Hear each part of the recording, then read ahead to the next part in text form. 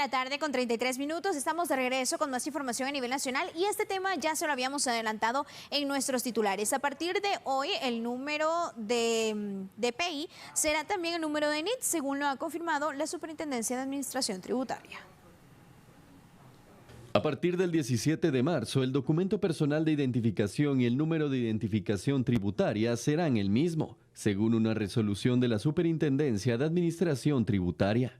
La resolución SAT-DSI-393-2025, publicada en el Diario Oficial, busca simplificar trámites y facilitar el uso del Código Único de Identificación en diferentes ámbitos, como relaciones civiles, mercantiles, laborales, financieras y notariales. Para implementar esta medida, la SAT ordenó a todas sus dependencias realizar ajustes normativos, administrativos y técnicos. Sin embargo, el proceso se llevará a cabo de manera progresiva.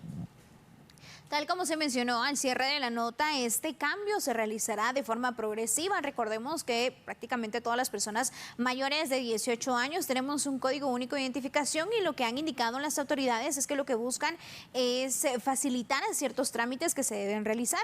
Es por ello que las autoridades de la SAT han indicado que emitieron estas disposiciones administrativas para poder armonizar estos dos números en los sistemas informáticos de esa entidad y los cuales se van a adoptar para todos los contribuyentes nuevos o también los que ya están inscritos. Obviamente esto genera distintas dudas y es por ello que en unos minutos nos vamos a enlazar en directo con un experto en el tema, con el licenciado Víctor Sarat, para que nos amplíe más esta información. Es así entonces como se estableció que el NIT tendrá que usarse no solo para trámites fiscales, sino también para ámbitos civiles, mercantiles, trámites bancarios y otros. Con esta resolución de la SAT se resolvió entonces que todos los contribuyentes tendrán que ir adoptando estas medidas. Hay distintas preguntas que nos han ingresado a nuestra línea de WhatsApp, el 5129-1823, en relación a cuáles son los cambios que se han tomado, el objetivo, como ya les mencionaba, de forma progresiva, en cuánto tiempo podría ser,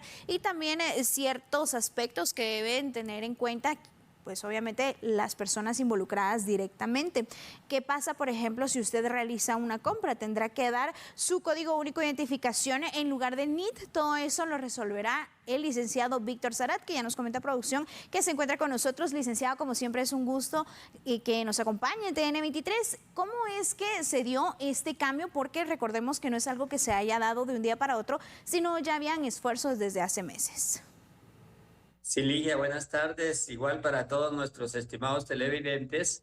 Y fíjense que sí, efectivamente, tal como lo comenta, este cambio o esta adopción que se está haciendo no es de hoy, eso ya viene haciéndose por medio de la SAT y pues es importante que aclaremos realmente cómo va a ser el procedimiento y cómo va a quedar realmente el uso de el CUI como NIT.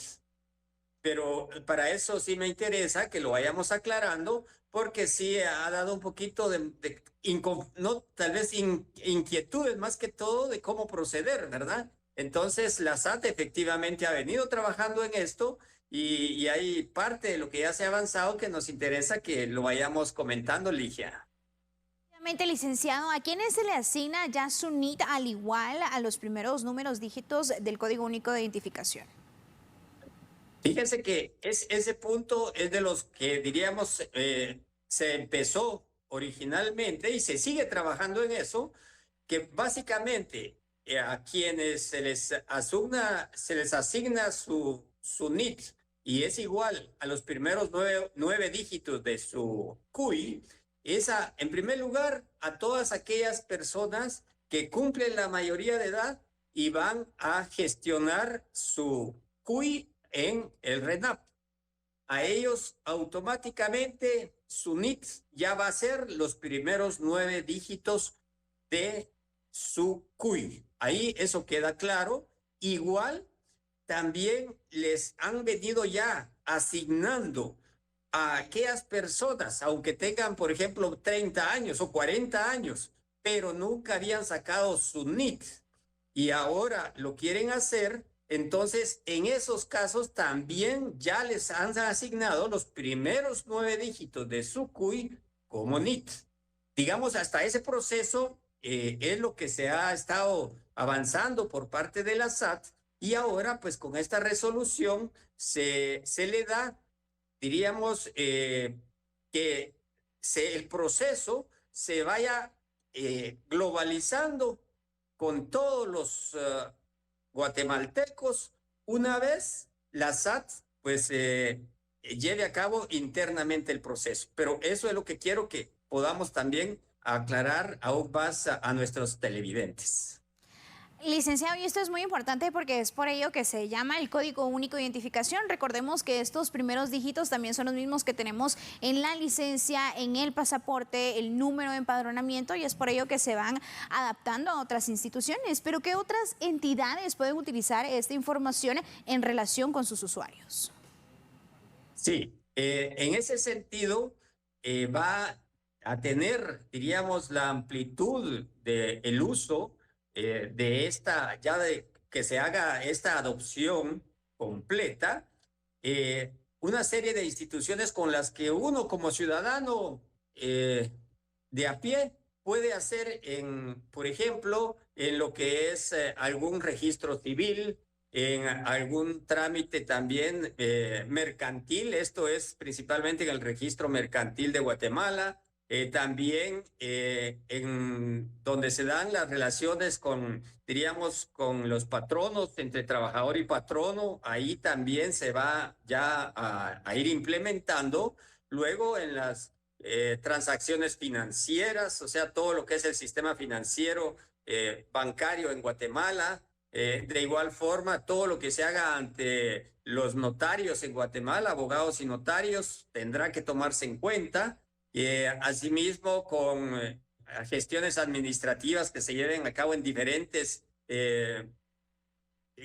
diríamos, en diferentes oficinas a nivel general, pero lo más usual es, por ejemplo, en diferentes ministerios del gobierno, del Estado, y finalmente, pues también en todo el ámbito judicial está contemplado que se vaya ya haciendo o teniendo ellos esta información para que ya en línea puedan tener cuál es el NIT de una persona solo con tener el CUI de esa misma persona que comentamos. Hay otra pregunta que ha llegado a nuestro número de WhatsApp y dice, ¿qué pasa si yo ya tengo un NIT desde hace 20 años? ¿Tengo que usar ahora el Código Único de Identificación como NIT?